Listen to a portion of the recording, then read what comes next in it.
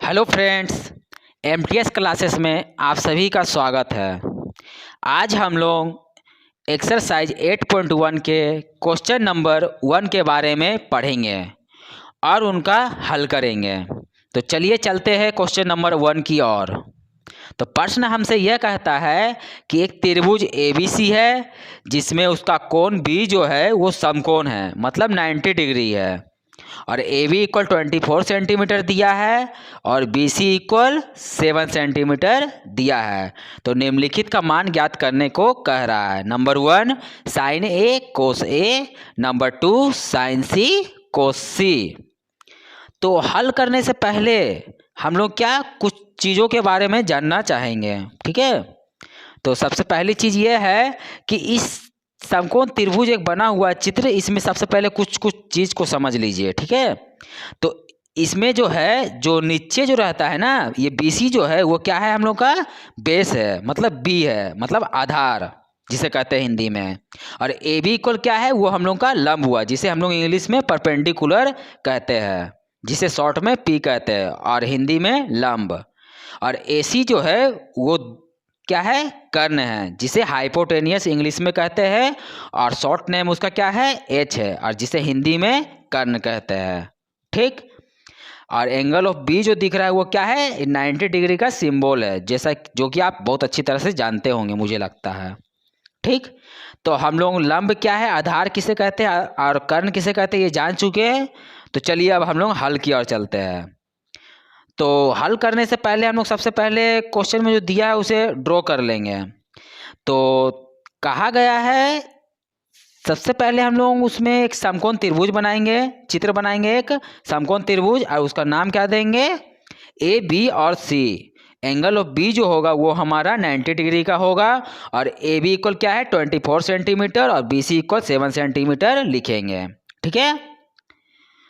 अब हम लोग आगे देखते हैं, ठीक है। चित्रानुसार एबीसी एक समकोण त्रिभुज है जिसका एंगल ऑफ बी जो है समकोण है, जहां A B equal 24 centimetre, B C equal 7 centimetre, ठीक। तो हम सभी जानते हैं कि अगर दो भुजा, अगर किसी त्रिभुज का, किसी भी त्रिभुज का अगर दो भुजा दिया हो और तीसरी भुजा अगर निकालना हो तो उसके लिए हम लोग क्या करते हैं, पाइथागोरस प्रमेय का यूज करते हैं। तो यहाँ भी हम लोग पाइथागोरस प्रमेय का हमने यूज किया।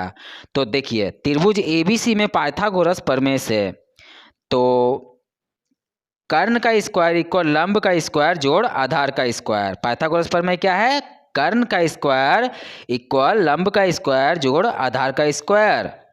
अगर दो भुजा अगर दिया हुआ हो और तीसरी भुजा हमें निकालनी हो तो हम लोग पाइथागोरस प्रमेय का यूज करते हैं।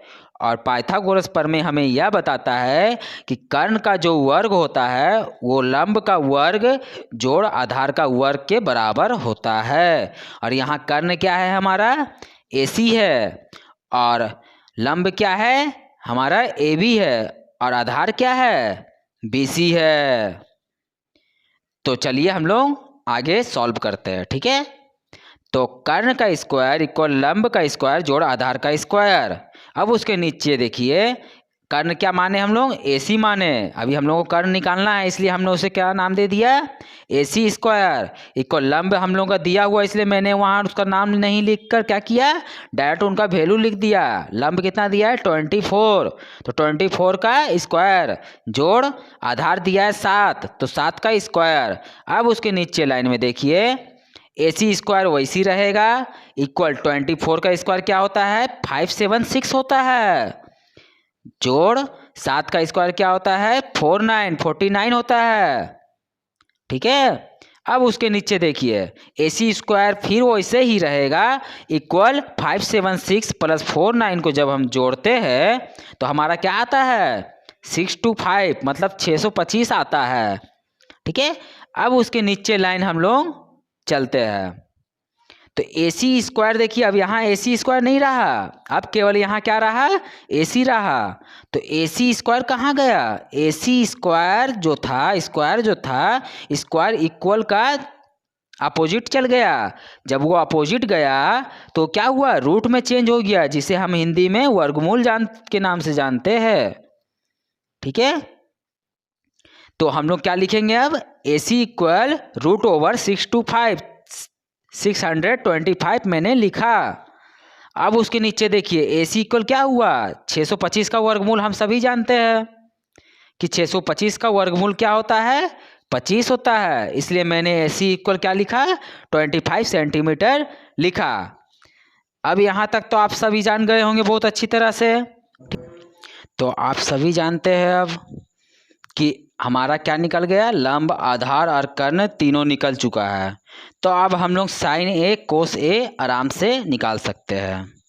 तो इसमें भी कुछ थोड़ी सी दिक्कत हमें आएगी। अब साइन A है, कोस A है, और दूसरा में क्या कह रहा है, साइन C कह रहा है, कोस C कह रहा है। तो साइन A और कोस साइन C में क्या अंतर है, तो मैं आपको बता देना चाहता हूँ। साइन A अगर थीटा लेते हैं, थीटा ही साइन जो है, साइन के साथ अगर A जो है ना वो थीटा ही है, ठीक है। तो साइन A अगर लेते हैं हम लोग ना, तो उसका लंब क्या हो जाता है, BC हो जाता है, और आधार क्या हो जाता है, AB हो जाता है। देखिए ध्यान से चित्र में, लंब क्या हो जाएगा, BC हो जाएगा, और आधार क्या होगा, AB होगा।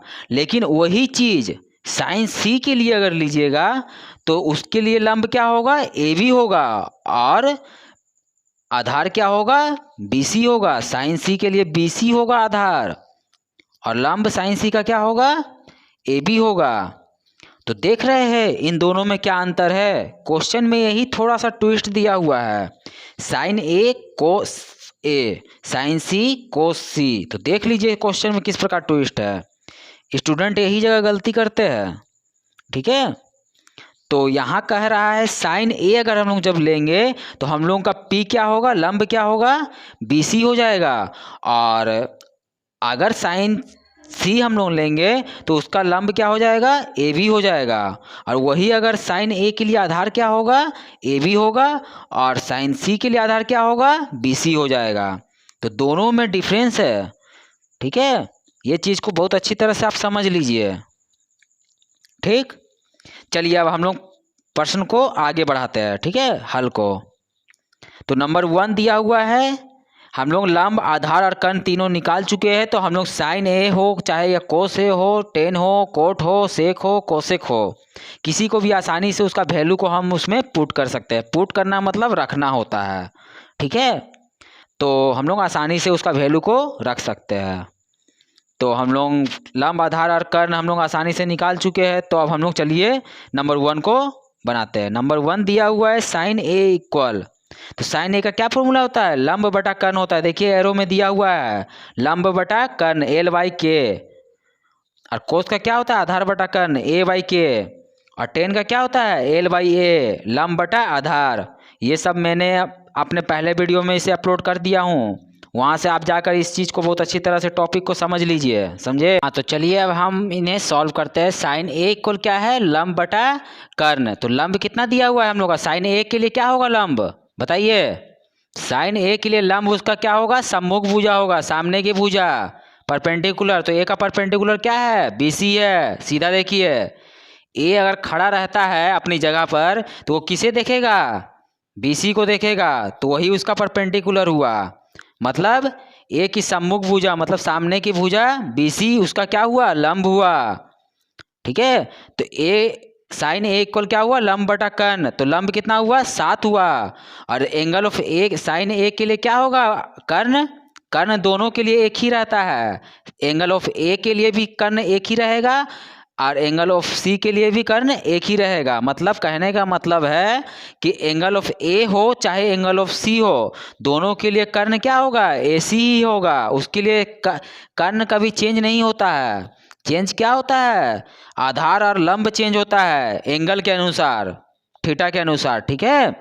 तो यहाँ पे साइन A के लिए क्या है, लंब बटा कर्ण। लंब हो गया उसका क्या हो गया, BC हो गया 7 सेंटीमीटर, और कर्ण क्या हुआ 25 सेंटीमीटर, ठीक है। जो हम लोग कर्ण निकाले थे देखिए वहाँ ऊपर दिया हुआ AC इक्वल 25 सेंटीमीटर, हम लोग वैल्यू पुट कर दिए। अब उसके नीचे देखिए तथा कोस A क्या होगा, कोस A का क्या फॉर्मूला होता है, फॉर्मूला देखिए एरो में, आधार बटा कर्ण होता है। दूसरा नंबर आधार बटा कर्ण, तो उसका क्या होता है, आधार कितना दिया है साइन A के लिए, साइन A के लिए आधार क्या होगा, AB होगा, और उसका कर्ण क्या होगा, कर्ण तो दोनों के लिए एक ही होता है, तो उसका कर्ण क्या हो जाएगा, AC होगा, मतलब 25 होगा। अब हम लोग 2 नंबर की ओर चलते हैं।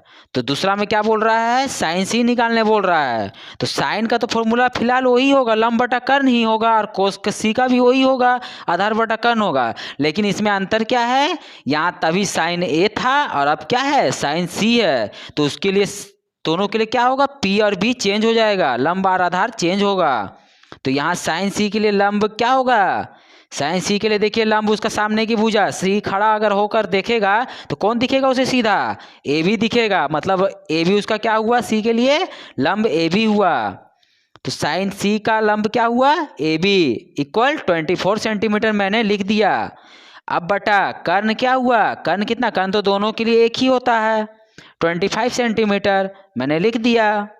अब उसके नीचे देखिए तथा कोस सी क्या हुआ, कोस सी का भी वही फॉर्मूला होता है, आधार बटा कर्ण हम जानते हैं, ठीक है। तो कोस सी के लिए एंगल ऑफ सी के लिए आधार क्या होगा, हम सभी जानते हैं एंगल ऑफ सी के लिए आधार क्या होता है, आधार अपना थीटा के साथ सटा हुआ होता है, मतलब BC। एंगल ऑफ BC के लिए क्या हुआ, आधार BC होगा। आधार कितना दिया है, आधार 7 सेंटीमीटर। और कर्ण कितना हुआ एंगल ऑफ सी के लिए, दोनों के लिए एक ही होगा कर्ण। तो AC इक्वल कितना हो गया, 25। तो इस प्रकार हमने क्या किया, इस प्रश्न को सॉल्व किया, ठीक है। तो इसमें कुछ अगर किसी प्रकार की भी डाउट होगी आपको तो आप मुझे कमेंट में लिखकर भेज सकते हैं। और अगर आपको मेरी यह वीडियो पसंद आए तो लाइक, शेयर और सब्सक्राइब जरूर करें। धन्यवाद।